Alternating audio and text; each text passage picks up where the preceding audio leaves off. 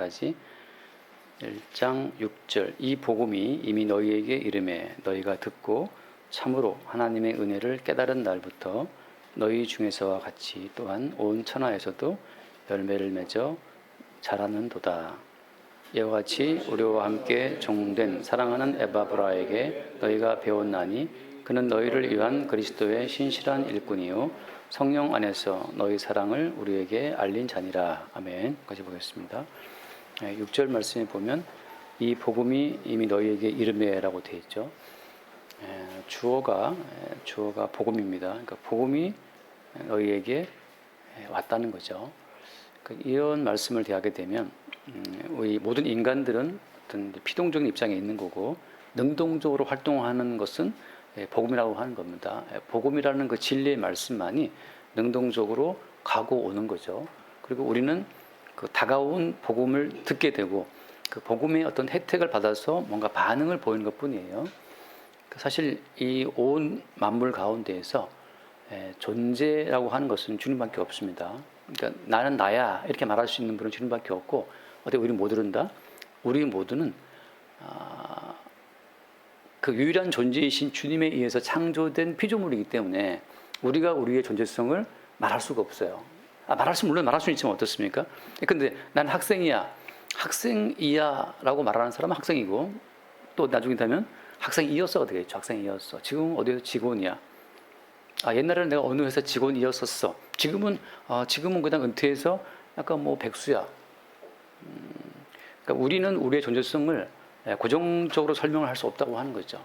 그러니까 항상 우리의 존재성은 어떤 시대의 흐름에 따라서 상황에 따라 시간에 따라서 늘 바뀝니다. 언제 어디에서나 항상 나는 나다라고 말할 수 있는 분은 주님밖에 없죠. 그러니까 유일하신 주님만이 유일하신 존재이시고 존재이신 그분이 우리에게 보내시는 그 복음, 그 말씀만이 뭔가 우리에게 능동적인 역할을 하신다는 거죠.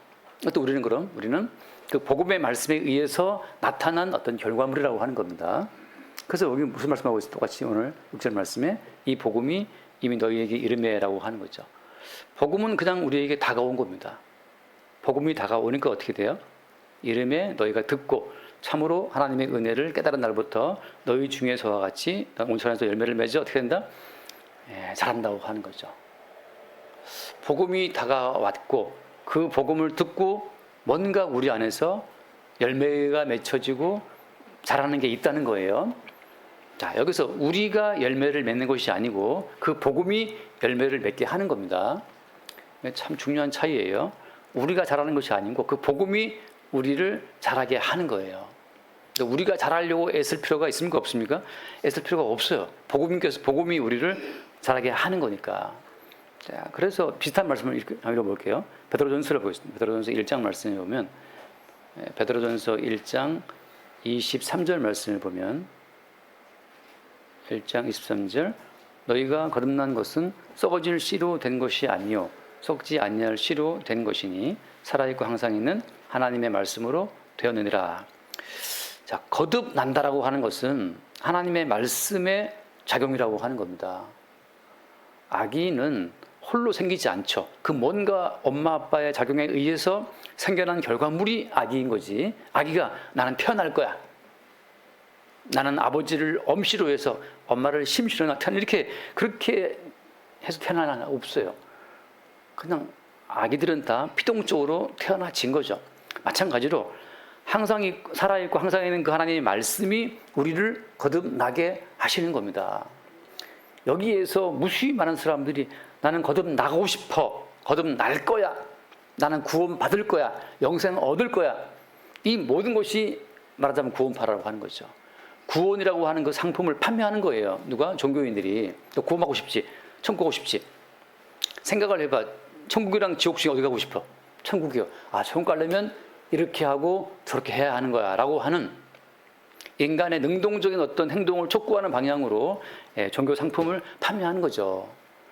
일단 교회에 들어온 사람들도 이렇게 해서 그 다음에 이제 어떤 성숙이라는 목표를 두고 천국에서 좋은 자리에 가려면 이렇게 순종해야 돼.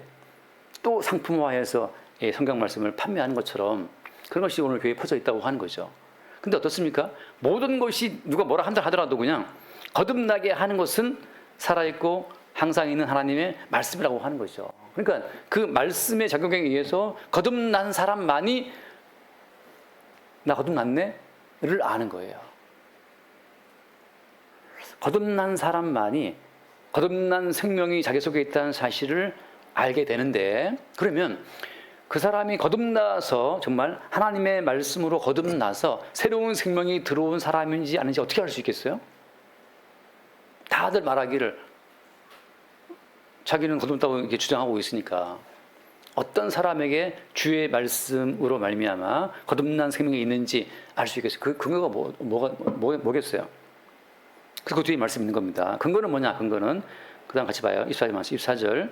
그러므로 모든 육체는 풀과 같고 그 모든 영광은 불의 꽃과 같으니 풀은 마르고 꽃은 떨어지되 오직 주의 말씀은 세트로 있도다. 자, 내 안에 거듭난 생명이 있다는 그 증거는 뭐냐 하면 비로소 육체의 본성이, 육체의 본질이 보인다는 거예요.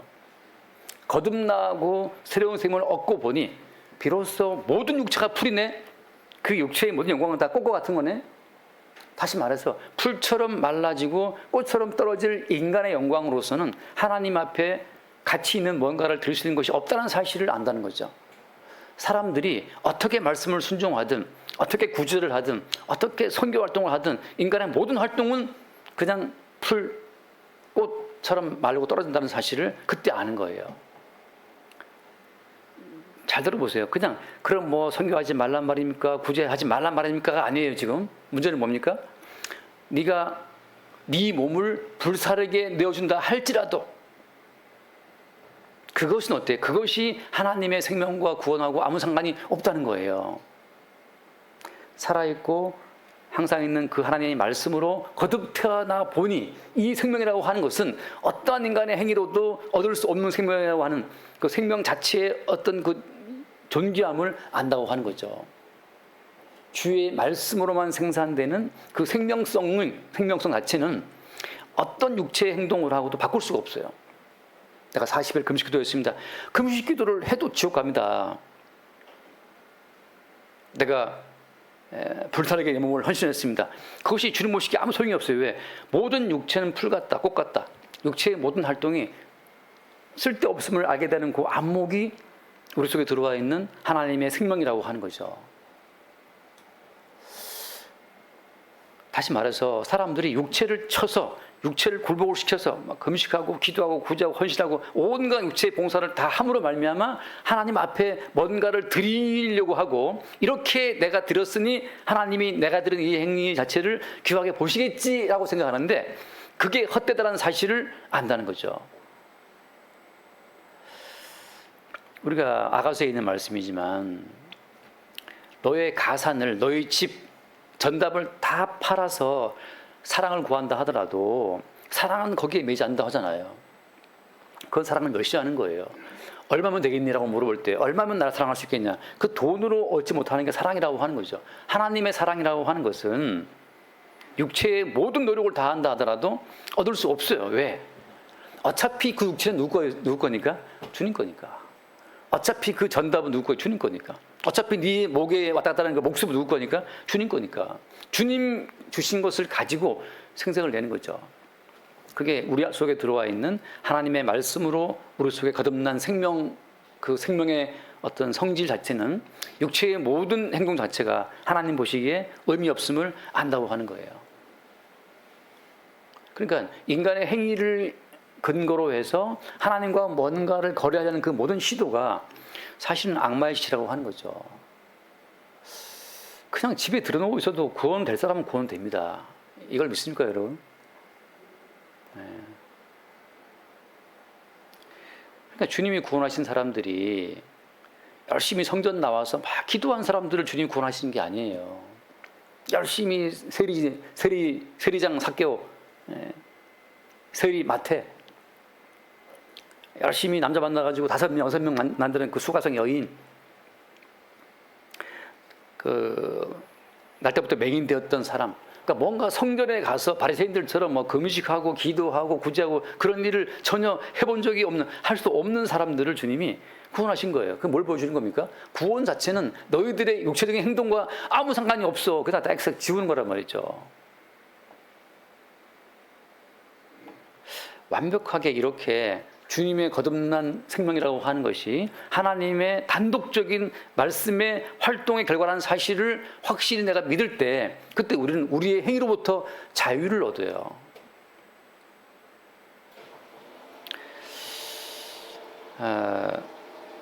그러니까 우리의 어떤 그 존재성 자체에 우리가 의미를 둘 필요가 없다고 하는 겁니다. 그래서 우리는 뭡니까? 우리는 풀. 우리는 꽃 같다는 거죠. 여름철 풀이 한참 생생하다가 너무 뜨거우면 다 그냥 자빠지는 것처럼, 그렇게 우리는 어때요? 나이 먹고 이제 힘들면 다 자빠집니다. 풀이 거꾸로 지듯이 점점 우리도 거꾸로져요. 점점 거꾸로지면서 모든 육체는 풀이란 말이죠. 그렇게 한 80년 살다가 거꾸로지는 그 육체를 가지고 하나님 앞에, 영원하신 주님 앞에 뭔가를 드릴 수 있다고 생각하니까 그게 바보 같은 짓이에요. 주님은 어제나 오늘이나 영원토록 동일하신 분인데 그 주님 앞에서 육체에 뭔가를 가지고 생생을 내겠다? 잠깐 기분 좋을 때 할 수 있죠. 어디 주님 한 몸을 쳐버리면 아무도 못하는 것이 인간이기 때문에. 그 주의 말씀이 우리 가운데 온다라고 할 때 먼저는 뭡니까? 육체의 모든 본질을 주님이 알게 한다는 거. 무엇으로? 풀이나 꽃처럼. 같은 이야기죠. 잠깐 말씀을 볼게요. 요한복음 3장 말씀을 우리가 늘 아는 말씀이지만 요한복음 3장 5절 말씀 잠깐 보게 되면 거기에 이렇게, 그러니까 결국 다 말씀이 행하시는 활동의 결과입니다. 요한복음 3장 5절 말씀을 봅시다. 거기에 예수께서 대답하시되 진실로 진실로 내게 이르노니 사람이 물과 성령으로 나지 아니하면 하나님 나라에 들어갈 수 없다. 물은 뭘 말하는 거죠? 물과 성령으로. 이 앞에서 보면 물론 말씀이지만 그 앞에 보면 뭐가 나와 있냐면 세례 요한이 사람들을 세례를 주거든요. 목소리 쳐박아 버려요. 그 세례의 본래 의미는 뭐죠? 니들은 죽은 자야라고 하는 거. 죽었다는 실상을 알게 하는 거죠. 죽었다라는 것은 지금 숨을 안 쉰다는 뜻이 아니고 어때요? 우리가 쉬는 이 모든 숨은 일생 동안 쉬어야 될 그 모든 숨은 정해져 있어요. 그러니까 배터리에다가 1.5V 집어넣으면 그 용량이 제한되어 있는 것처럼 모든 인간들은 평생 쉬어야 될 숨이 정해진 채 이 땅에 태어납니다. 우리가 이 쉬는 쉼은 다 주님이 숨을 세고 있어요. 그 숨을 세고 있다가 숨 다 세면 이제 끝. 저희 할머니 돌아가실 때 다 둘러보고 앉아 있는데 한 명 누워서 숨을 쉬시는데 숨 쉬는 게 어렵나? 숨을 못 쉬어요. 그 숨을 거두어요. 숨을 딱 못 쉽니다. 물론 아프긴 아팠지만 그 아픈 게 문제가 아니라 그냥 나중에 숨을 못 쉬어. 숨을 주님께서 정하시는 숨의 분량에 딱 채워주면 숨을 딱 끊으시는 거죠. 그럼 가는 거죠. 물이란 것은 뭐냐? 물이라고 하는 것은 너희들의 이미 실체는 죽음 아래에 있어. 너희들이 평생 쉬어야 될 그 숨은 정해져 있다라고 하는 이미 죽음 아래에 있는 실상을 알려주는 것이 물속에 집어넣어 세례를 주는 거예요. 물과 성령으로 말할 때 물 자체는 우리가 죽음 속에 있다는 것을 아는 겁니다. 거듭난다는 말이 무슨 말이에요? 첫 번째 목숨은 죽었다는 거지. born again, 다시 산다고 할 때는 어때요? 첫 번째는 죽었음을 전제해야만 다시 태어나는 거지. 우리가 두 개의 목숨을 갖고 가는 것이 아니라 첫 번째에 속하는 모든 것은 죽음 아래 있다는 실상을 알 때 그때 새로운 생명이 들어왔다는 증거가 되는 거예요. 거듭났다는 증거는 뭐냐? 이전에 내 이 모든 목숨이 죽음 아래 있었다는 사실을 아는 거죠. 그러니까 더 이상 우리가 우리의 존재에다가 뭘 담을 것이 없어요. 제가 어저께도 짤막하게 어떤 분 영상을 봤는데, 그러니까 예수를 믿고 기도하고 말씀을 깨달아 가지고 점점 이제 자기 자아를 막 풍성하게 신령한 자아를 세워가는 거야. 이렇게 이제 예수를 믿고 복음을 알고 보니 이런 신령한 세계를 내가 겪어보니 이런 신령한 생각이 있더라라고 자기 자신 속으로 그 모든 신령한 체험들을 다 끌고 들어왔어. 그분 본인이 막 굉장히 신령한 사람이 되어 있어요. 제가 보기엔 이거 안 죽은 사람이에요. 이미 죽은 사람은 더 이상 내 속에 뭘 담을 게 없어. 담아봤자 의미도 없습니다. 이미 우리는 죽었는데 거듭났다고 하잖아요. 물과 성령으로 났다라고 말을 할 때 이미 물속에 나는 죽었고 다시 살아날 때는 살아날 때는 성령께서 우리를 주도하시는 사람으로 났기 때문에 이제 우리의 주인이 바뀐 거죠. 누구로? 성령으로. 지금 내가 먹는 것은 어때요? 성령께서 먹게 하시니 먹는 거란 말이죠. 지금 내가 건강을 챙겼다. 성령께서 건강을 챙기게 하시니 챙기는 거예요. 성령께서 이 몸뚱이를 갖고 쓸 일이 있으니까 이 몸 가지고 주님이 뭔가 하시기 위해서 우리를 적당한 때에 병원 진료 받게 하시고 적당한 때에 먹게 하시고 적당한 때에 쉬게 하시는 것 말이죠. 누구를 위해서?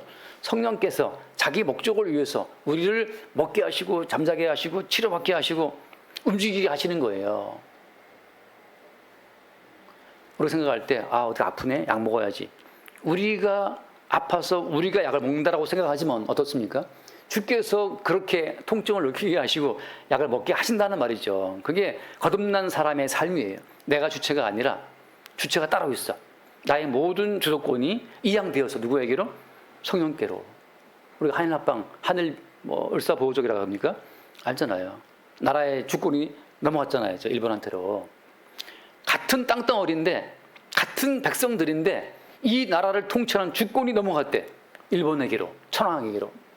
그런 것처럼 이제는 천황의 명령에 의해서 같은 땅에 살고 있는 같은 사람인데 그 사람을 주도하는 새로운 법이 온 것처럼 거듭난 사람은 같은 몸뚱인데 같은 숨을 쉬고 있는데 이 몸을 주관하고 이 인생을 주관하는 주도권 자체가 넘어갔다는 거예요. 주님께로. 거듭난 사람은 그걸 안다고 하는 거죠. 똑같이 내가 먹고 있지만 사실은 주께서 그걸 먹게 하심으로써 주위에 하실 일을 우리를 통해서 이룬다고 하는 겁니다. 그래서 뭘 아는 거예요? 그 뒤에 볼게요. 맞아. 3장 6절 말씀. 육으로 단 것은 육이요, 영으로 단 것은 영이. 이때부터 어때요? 육과 영이 확 구분됩니다. 거듭 태어난 사람에게만 이것은 육이고 영인 것이 분리가 돼요. 영의 세계에서의 유일한 주권자는 주님이기 때문에 영의 세계로 넘어온 사람들은 내가 없어요. 내가. 독립적인 개체로서의 나는 없는 겁니다. 이게 지금 신학계에서는 엄청나게 긴 하나의 논쟁거리예요. 예수를 믿는 내가 있느냐? 예수를 믿고 내가 죽었다면 그럼 지금 있는 나는 무엇이냐? 이런 제가 보기에 시시껄렁한 문제들이 굉장히 많이 있습니다. 예수를 믿은 이후에도 예수를 믿고 있는 나를 내가 인식하고 있는데 그 예수 믿는 나를 인식하는 나는 누구이냐? 근데 어때요? 내가 나를 어떻게 분석하고 이해한다 하더라도 이것을 하는 건 위기이기 때문에 아무도 쓸모없습니다. 이건 불교에서 말하는 자기 부인이란 말이죠. 성경에서 말하는 자기 부인은 뭐냐면 내가 아니고 주님이다. 이게 자기 부인이에요. 내가 지금 살아있는 것은 내가 산 것이 아니고 내 안에 주님이 살아있는 것이다 라고 말하는 것이 성경에서 말하는 자기 부인입니다. 불교에서 말하는 자기 부인은 아예 나를 없애는 거예요. 나를 잊어버리는 거, 해탈하는 거잖아요. 성경에서 말하는 자기 부인은 뭐냐? 분명히 내가 있는데 내가 있는 것이 아니라 내 속에 주님이 있는 거야. 이걸 말하는 게 자기 부인이라고 하는 거죠. 성경에서 말하는 자기 부인은 그리스도 예수의 주도성을, 주체성을, 그분의 살아계심을 증거함으로써 나는 그분의 살아계심에 어떤 종속된 존재임을 증거할 뿐이에요. 자기 부인이라고 해서 나는 죄도 안 지어, 난 악한 생각도 안 먹어, 내 마음은 항상 거룩한 마음을 품을 거야. 이런 게 자기 부인이 아니라고요. 죄송합니다. 제가 이 소리를 안 지르나. 그쵸? 제가 옛날에 그 한참 이제 열심을 낼 때는 정말 자기 부인 하려고 내 눈과 언약을 세워서 옆에를 안 봤어요. 앞만 딱 보고. 캠퍼스에 얼마나 예쁜 애들이 많아요. 앞만 보고 가는 거죠. 이게 절대 안 보리라. 그게 자기 부인이 아니란 말이죠. 그래서 스스로 나의 어떤 경건한 자아를 매일매일 체크하는 거죠. 매일매일 큐티하고 체크해서 내가 오늘 범죄하지 않은 거, 내가 오늘 말씀 실천한 거, 그거를 체크하고 계속 말씀을 순종하고 말씀대로 실행하는 그 나를 매일매일 이렇게 세워나가는 거예요. 말씀대로 살고 예수를 잘 믿는 나를 늘 세워나가는데 그게 바로 자기 긍정이라고, 그게 바로 마귀가 역사하고 있는 하나의 어떤 그 현상이라고 하는 거죠. 나에 집착하는 거. 그렇게 나를 단속하고 나를 세워서 절대 범죄하지 않고 온전한 나를 세우기 위해서 치열하게 이렇게 매일매일 나를 만들어가는 그 삶 자체가 그 자유도 없고 평안도 없고 매일매일 긴장의 연속이에요. 그때 느끼는 어떤 약간의 희열, 나 오늘 드디어 이 모든 것을 내가 실행했어, 그렇게 느끼는 희열, 그게 나를 단속하고 나를 세워나가는 거죠. 육으로 한 것은 육이다. 영으로 한 것은 영이다. 이 육과 영의 경계선. 영의 세계에서 나는 있다 없다? 나는 없는 거예요. 나는 없고 누가 주님밖에 없어요. 주님이 나를 먹게 하시고 마시게 하시는 거죠. 그래서 어때요? 성령으로 태어난 사람은 자기의 독립적인 그 자아상 자체를 주장하지 못합니다. 그럼 뭐 어떻게 살아가요? 그때그때 살아가는 거죠. 그때그때. 잠깐 말씀 봅시다. 그 요한복음 1장 말씀 보면, 그 뒤에 맞아 볼게요. 3장 거기 8절 말씀 보면, 3장 8절 한번 읽어볼게요. 같이. 바람이 임으로 불매 네가 그 소리는 들어도 어디서 와서 어디로 가는지 알지 못하나니 성령으로 난 사람도 다 그러하다. 이게 거듭 태어난 사람은 약간 바람 같다는 거죠. 어디서 와서 어디로 가는지 몰라. 나도 나를 몰라. 주께서 내 속에서 나를 끌고 가시는 그대로 하는 거죠. 먹게 하시면 먹고 마시게 하시면 마시는 거란 말이죠. 목요일, 금요일 1박 2일로 이제 가족 뭐 이런 휴가 간다고 이제 약간 여기 가평에 갔다 왔는데, 가평 갔다가 이제 다음날 나오면서 제가 그 어디 가평 강변에 아주 베이커리 카페를 제가 갔던 적이 있었는데 굉장히 그 빵이 맛있어가지고 애들 데리고 이제 쭉 가는데 차가 너무 막혀서 돌아왔어요. 그래서 뒤에 세연이가 아빠 거기 베이커리 카페 안 가냐고. 그래서 못 간다 지금 차가 막혀서. 그 맛있는 빵을 한번 먹여보겠다고 가는데 안 되는 거죠. 그럼 어때? 바람처럼 돌아와야지. 무슨 말이냐 하면 그냥 그 모든 것들이 주님의 인도하심 따라서 내 모든 삶을 맡겨드리는 과정 속에서 본인 또 본인의 인생을 확정 지을 수가 없어요. 그러니까 여러분, 우리가 우리의 인생을 확정 짓지 못하는 그 상태를 그걸 불안하게 생각하지 마세요. 거듭난 사람은 뭐라고 되어 있습니까? 바람이 임으로 부는 것처럼 성령으로 난 사람도 다 그러하다. 자기의 확고한 주체성 자체를 주장할 수 없는 상태로 매일 들어간다고 하는 거죠. 우리가 뭘 보는 겁니까? 오늘 주님이 이렇게 나를 끌고 가시네. 그 인도하시는 주님을 바라보는 즐거움이 있는 거예요. 내가 생각한 계획이 오늘 다 망가진다 하더라도 내 모든 계획을 망가뜨리고 다른 뭔가를 하게 하신 그 주를 발견하는 즐거움. 내가 주체가 되어서 내가 만들어가는, 내가 계획한 인생을 내가 다 이루고 싶었는데 이게 다 무산되면서 새로운 어떤 길이 열릴 때, 그때 나를 주관하시는 주인이 오늘 내게 이 길을 인도하신다라는 그 사실을 보게 되는 그 즐거움이 거듭난 사람에게 있는 즐거움이라고 하는 거죠. 아멘. 네, 할렐루야. 그러니까 어떻게 보면 남들이 볼 때 이해가 안 가요. 너 특히 이제 제2 형들 이해 안 갈 텐데 왜 계획대로 안 해라고 할지 모르지만 계획대로 안 할 때 안 함으로 못하게 된 새로운 지혜로 들어오시는 그 주를 보는 그 자유로움이 성도에게 있는 거죠. 다른 말씀 볼게요. 요한복음 1장 19절 말씀, 19절. 요한복음 1장 19절 말씀을 보면 유대인들이 예루살렘의 제사장들과 레인들을 요한에게 보내어 내가 누구냐 물을 때, 이게 참 정말 모든 인간의 질문이 이거예요. 너 누구냐? 그 사람 누구지? 김민석이 어떤 사람이야? 정청래는? 이재명은 어떤 사람이야?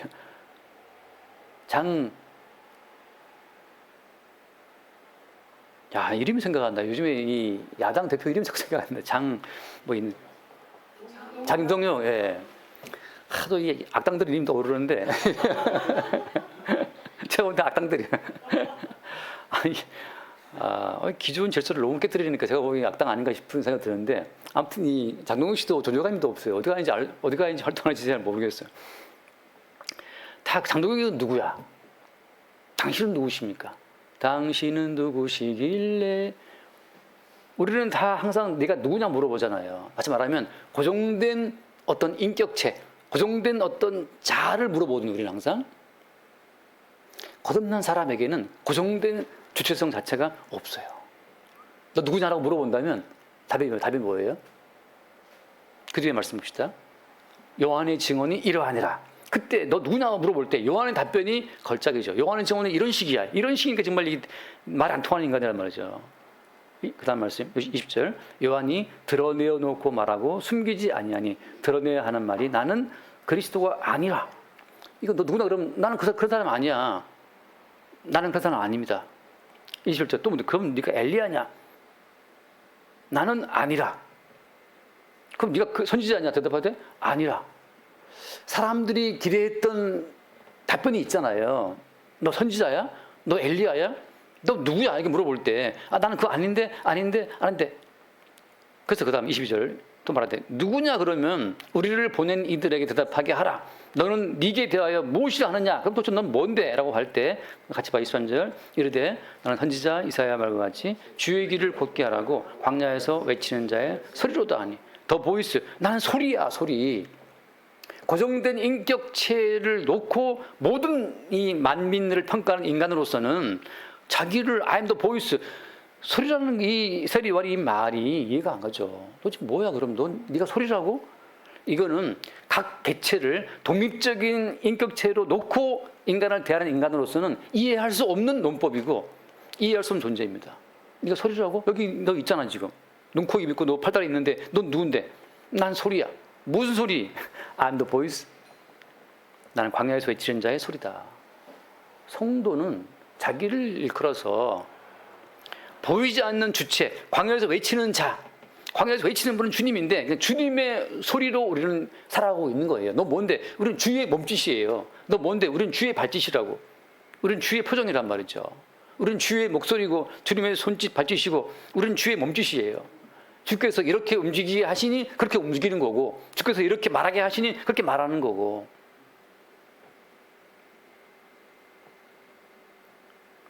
바리새인들이 황당하죠. 왜? 바리새인들은 금식하고 기도하고 구제하고 봉사하면서 하나님 백성으로서 정체성을 세워나가는 자들인데 밑도 끝도 없이 나는 소리라 그러니까 아까 뒤에 말씀처럼 바람같이 움직인다. 바람이라 그러니까 그대 이름은 바람. 그건 김범룡이 그대 이름은 바람이지만 이게 성경에서는 성경을 태어난 모든 사람들을 바람처럼 종잡을 수 없는 존재라는 거죠. 분명히 우리의 그 인간적 세계에서 규정할 수 있는 그런 논법으로 이야기를 해야 되는데 그것은 이미 물에 잠겨 죽었고 이미 물에 들어가서 다 죽어버렸고 다 죽은 자들인데 이제 새로운 어떤 형태의 존재성이 드러나는데 그것은 주님의 나는 소리다 소리. 이게 제가 그 처음 만들었던 우리 제 블로그인가 하여튼 그 뭐라 그러지 요즘에 인스타에 제 인스타의 별명이 더 보이스 오브 헤어예요. 더 보이스 오브 헤어에서 치는 소리인데 그 다음 말씀 25절 또 모르는 네가 만일 그리스도도 아니고 엘리도 아니고 선지자도 아닌데 왜 세례 베푸느냐 이렇게 말할 때 무슨 말을 해요? 그럼 세례를 왜 주는데 할 때 26절 말씀 26절 요한이 대답하되 나는 물로 세례를 베풀거니와 너희 가운데 너희가 알지 못하는 한 사람이 섰으니 곧 내 뒤에 오시는 그야 나는 그의 신발끈을 풀기도 감당하지 못하겠노라. 그러니까 또 밑도 끝도 없이 또 누구를 증거하는 겁니다. 또 새로운 분이 온다는 거죠. 끝까지 너 누구냐 너 왜 이렇게 하고 있어요 말하는데 요한이 하는 말은 뭐냐면 너희 가운데 새로운 분이 오실 거야. 나는 그분의 신발끈도 풀지 못해 라고 또 새롭게 오실 예수님을 증거한단 말이죠.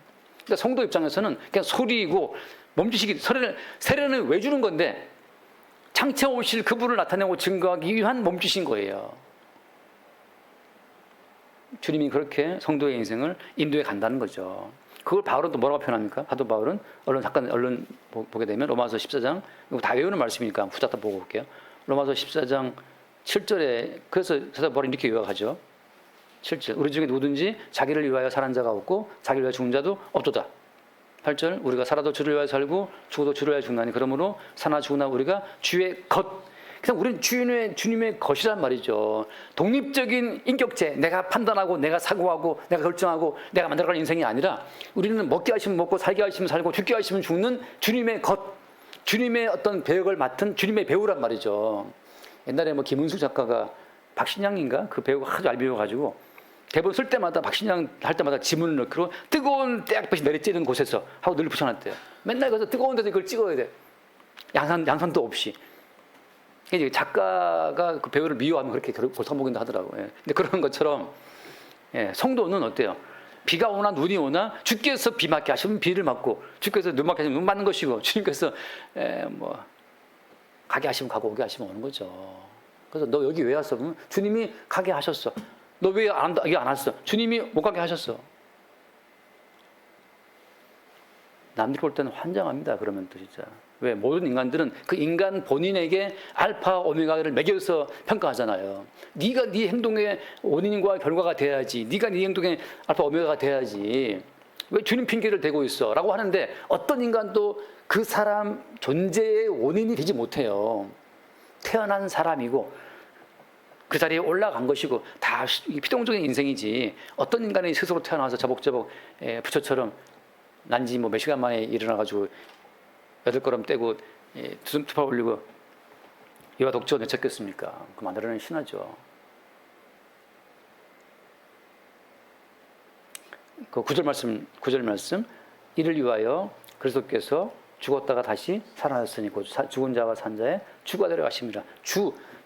주께서 우리의 주가 되시기 위해서 우리를 끌어안고 죽으시고 살아나신 거예요. 다시 말하면 이제 우리를 끌어안고 주님이 죽으심으로써 우리 모두를 세례, 죽음 속에 집어넣으시고 다시 살아나심으로써 지금 존재하는 우리의 모든 존재는 주님이 통치하시고 인도하시는 존재라는 사실을 나타내게 하시는 겁니다. 거듭난 사람은 그러니까 이걸 아는 거죠. 나의 나됨은 주께 있음을 늘 아는 거예요. 여기에서 독자적인 내가 뭔가를 했다, 내가 뭐 어떤 사람이라는 독자적인 존재 자체가 나올 수 없다는 거죠. 독자적인 존재성과 인격성과 뭐 신앙 어떻고 나오는 자체가 어때요? 이미 그건 여기서 난 거기 때문에 영과 아무 상관이 없어요. 우리가 어떤 걸 끌고 들어올 필요가 없다는 거죠. 우리 세계 속으로. 이미 우리는 바람이고 우리는 소리에 불과한데 뭘 담을 수 있겠습니까? 그래서 알다시피 예컨대 요셉 같은 경우도 요셉이라는 사람은 원래 어떻습니까?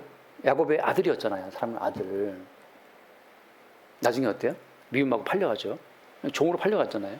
나중에 또 뭐가 되죠 또? 죄수로 들어가잖아요. 나중에 뭐가 돼요? 투기가 되죠. 그러니까 주께서 요셉을 사랑받게 하시면 사랑받는 거고 주께서 요셉을 미움받고 해서 팔려가게 하시면 팔려가는 거고 주께서 또 그 보디발 와이프의 미혹이 있어서 감옥에 들어가는 거고 주님이 때가 돼서 그를 세워 종료가 되는 것이고 요셉이 자기가 주체가 되어 그러는 인생이 아니라 언약이 주어진 다음부터 그 꿈을 꾼 12별 해와 달 12별의 꿈을 꾼 그 다음부터 언약이 요셉에게 주어진 그 다음부터 요셉의 인생은 요셉 것이 아닌 거예요. 똑같이 주의 성령이 들어옴으로 말미암아서 우리가 주체됐던 인생은 끝나버리고 이제 주님이 우리를 끌고 가시면 그게 종의 모습이든 부도가 나서 가난한 자의 모습이든 병자의 모습이든 감옥 들어간 죄인의 모습이든 갑자기 부자가 돼서 잘 사는 모습이든 그 모든 건 주님이 끌고 가시는 목적대로 우리를 만들어 가시는 거죠. 주님에 의해서 연출되니까 우리는 배역으로 인생을 살아간다고 하는 거죠. 그런 흐름으로 복음이라는 것이 우리의 주체가 되어서 우리를 움직인다고 하는 거죠. 자, 그런 점에서 오늘 돌아와서 보게 되면 골로새서 말씀 돌아와서 그래서 6절 말씀에 이 복음이 이미 너희에게 이름에 너희가 듣고 참으로 하나님의 은혜를 깨달은 날부터 너희 중에서와 같이 또한 온전한 열매를 맺어 자란다. 마치 풀이요 그냥 꽃인데 거기에 복음이 와서 쫙 물이 뿌려지니까 그걸 듣고 반응을 보이고 자라나는 자들이 있다고 하는 거죠. 그 다음 말씀 7절 말씀 이와 같이 우리와 함께 종된 사랑하는 에바브라에게 너희가 배웠나니 그런 너희를 위한 그리스도의 신실한 일꾼이야. 에바브라라는 사람이 골로새 교회를 세웠다고 되어 있지만 에바브라가 어떤 인간인지가 성경에 나와 있는 힌트가 별로 없어요. 이거 왜 그런 겁니까? 왜 에바브라가 그 골로새 교회를 세운 사람인데 에바브라에 대한 기록이 한 두세 군데밖에 안 나와요. 빌레몬서에 한 번도 나오는데 바울과 같이 갇혀있다고 나와 있는데 왜 교회를 세운 이 에바브라에 대한 소개가 이렇게 없는 겁니까? 뭐 때문에 그래요? 방금 제가 드린 말씀처럼 에바브라가 아니라 에바브라 속에서 에바브라로 하여금 복음을 증거하게 만들었던 그 주님이 주체이기 때문에 에바브라는 그냥 소리에 불과한 자이기 때문에 에바브라의 인격성 자체에 우리가 주목할 필요가 없는 거예요. 우리나라는 너무 사람에게 주목하잖아요. 어떤 목사님, 와, 뭐 대단하신 목사님, 지금도 뭐 주기철 목사님, 또 뭐 손양호 목사님, 뭐 온자폭탄, 그리고 뭐 또 있잖아요. 요즘에 또 사랑의 교회 옥하는 목사님 평전 나왔더라고요. 옥하는 평전도 넣었어요. 저는 그걸 보고 아니 왜 목사를 연구하고 앉아있어? 딱 드는 생각이 에바브라가 골로새 교회를 세웠으나 주님은 에바브라가 아니라 어때요? 에바브라를 주님의 손짓으로 발짓으로 목소리로 사용하신 주님만이 중요한 거예요. 그 사람의 개별적인 교성은 중요한 것이 아무것도 없습니다. 그냥 풀과 같이 꽃처럼 떨어지는 거죠. 그래서 에바브라에게 너희가 배웠나니 뭐라고 되어 있습니까? 그는 너희를 위한 그리스도의 신실한 일꾼이요 성령 안에서 너희 사랑을 우리에게 알린 자니라. 성령 안에서 에바브라가 움직인 자이기 때문에 에바브라 본인도 어때? 본인도 나도 몰라 내가 왜 이 교회를 세웠는지. 에바브라가 입을 열어 복음을 증거했는데 그 누군가가 그가 증거한 복음을 듣고 반응을 보인 거예요. 그럼 자, 에바브라가 말씀을 잘 증거했기 때문에 그 사람이 믿은 겁니까? 아니죠. 에바브라에게 역사하신 성령이 주님이 역사를 하신 거란 말이죠. 당나귀가 이야기를 할 때 나귀가 입을 열어 말했잖아요. 발람에게 주님께서는 만약에 이 사람들이 잠잠하면 이 돌들이 소리진다 했던 말씀처럼 주님은 돌들을 사용해서라도 나귀를 사용해서라도 주님이 말씀하고 싶은 것을 말씀하시는 분이란 말이죠. 그냥 에바브라는 그 나귀처럼 그냥 돌멩이처럼 세례원이 말했던 것처럼 그냥 소리에 불과하다. 소리다. 네 목사냐? 선지자냐? 네 엘리야냐? 아니야. 나는 소리야. 사회적인 관계성 가운데서 우리가 제가 목사입니다 말할 수는 있지만 사회적인 관계성 만남 가운데서 그 말할 수 있지만 어때요? 주님 앞에 우리의 어떤 존재성 자체는 그냥 주님의 소리에 불과한 거예요. 주의 몸짓이란 말이죠.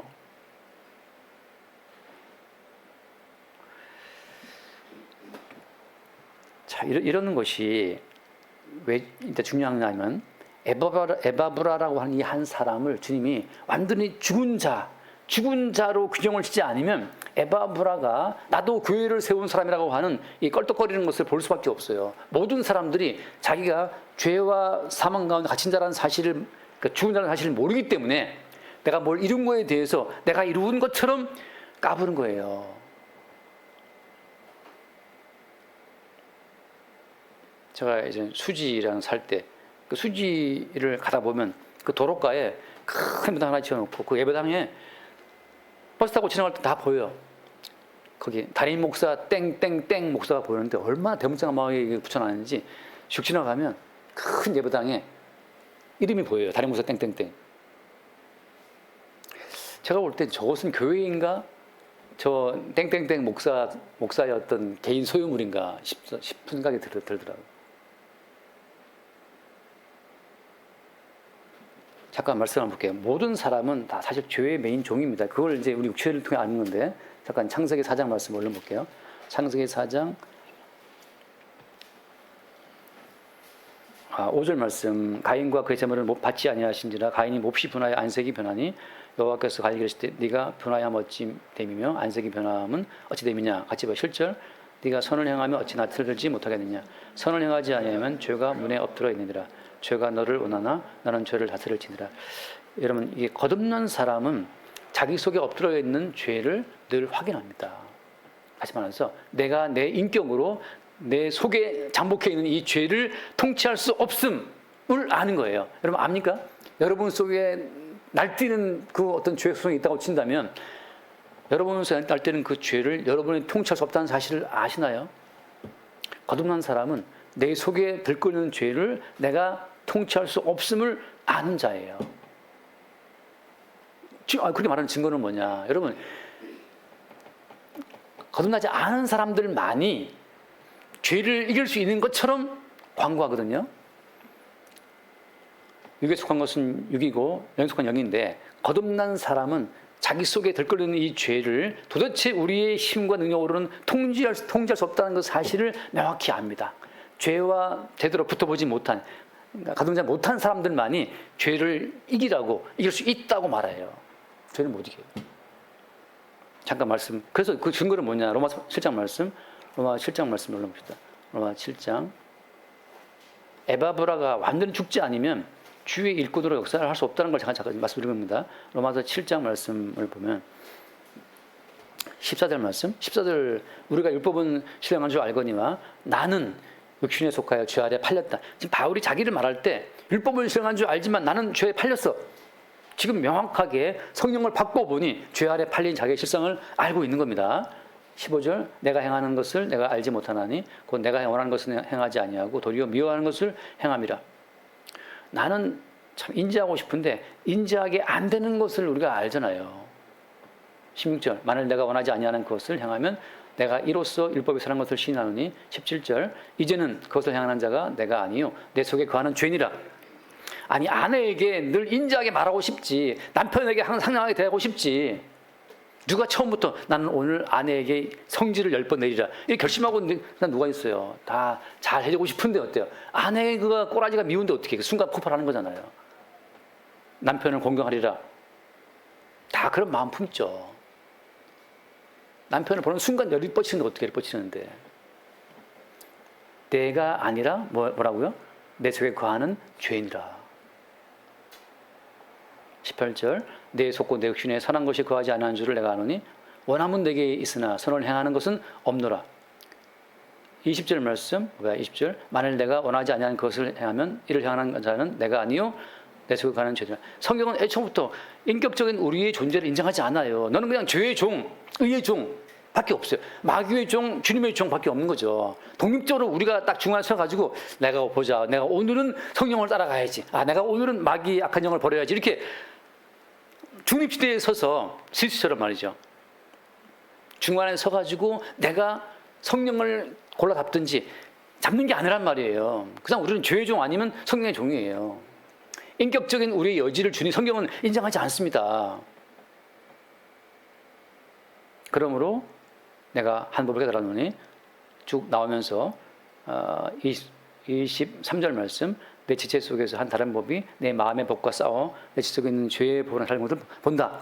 자, 같이 봐. 24절 오라 나는 곤고한 사람이로다. 이 사망의 몸에서 누가 나를 건져내라. 그러니까 우리는 사망의 몸이라는 사실을 이미 물속에 들어가 죽은 자라는 사실을 이미 물속에 처박아서 너 죽었어라는 사실을 확인시켜 준 것처럼 항상 우리는 나는 죽은 자였네. 항상 우리가 나는 죽은 자였다는 그 사실을 확인받는 거예요. 그것이 바로 무엇이다? 성령으로 거듭 태어난 사람은 자기 육신의 모든 가능성이 늘 죄에 끌려다니면서 죽었다는 그 사실을 매일 보는 거예요. 그때 비로소 자기 육신에 어떠한 가능성도 두지 않게 되는 겁니다.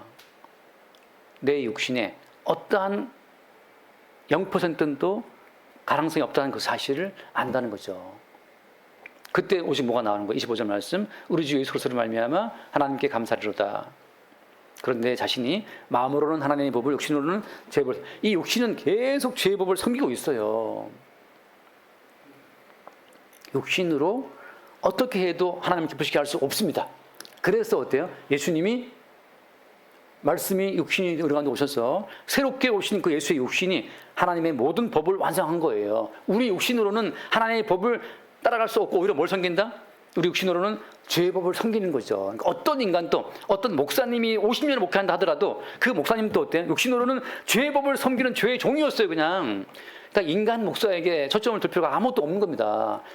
요한이 말한 것처럼 나는 그리스도가 아니야. 나는 엘리야가 아니야. 나 선지자가 아니야. 너 뭔데? 나는 보이스. 주의 목소리다 한 것처럼.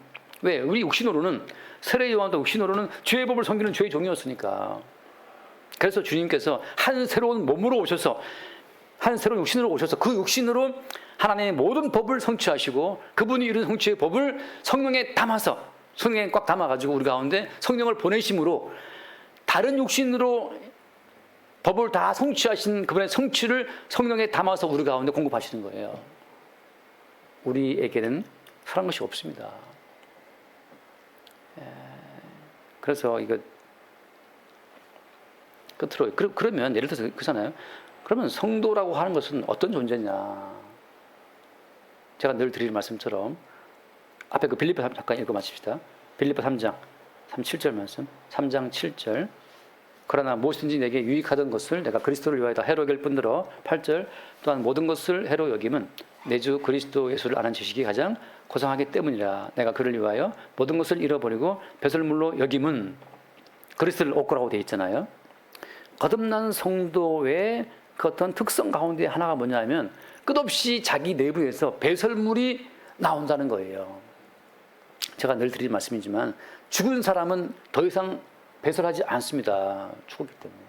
살아있는 사람만 산소가 들어가면 CO2, 산소가 나오고 음식이 들어가면 배설물이 나온단 말이에요. 살아있기 때문에. 무슨 말이냐? 물과 성령으로 거듭 태어나서 주님의 생명을 받은 사람들은 매일 자기 육신 가운데 나오는 배설물 같은 죄의 쓰레기를 보는 거예요. 날마다 자기 속에서 분출되는 죄의 쓰레기를 못 보는 사람이라면 죽은 사람입니다. 거듭난 사람은 자기 속에 끝없이 자기의 유익을 추구하는 그 배설물들을 본다는 거죠. 내가 이렇게 돈을 사랑하는구나.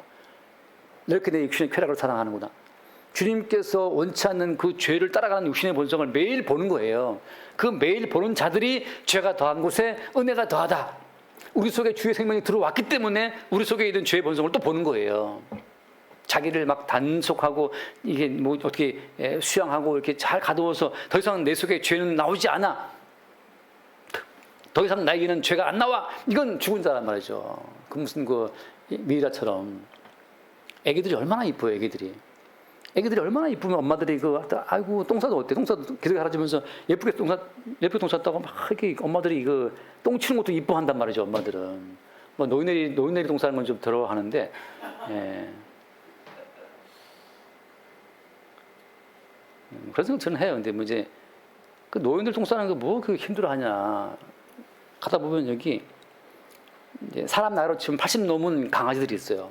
강아지 나이가 뭐 한 20년 된 그 강아지들이 가는데 그냥 그 주인들이 따라다니면서 똥 싸면 그거 다 장갑 끼고 이렇게 다 주워다가 정성껏 담아가지고 또 데려가요. 그 나이든 강아지 돌보는데 그 나이든 부모를 돌보는 걸 왜 이렇게 스트레스 받았단 말이죠.